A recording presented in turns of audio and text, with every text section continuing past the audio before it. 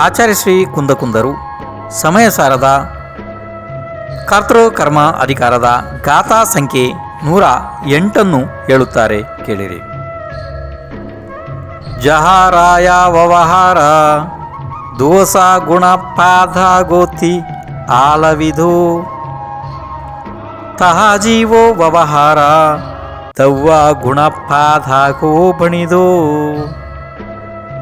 ಈಗ ಈ ಗಾಥೆಯ ಅರ್ಥವನ್ನು ಹೇಳುತ್ತಾರೆ.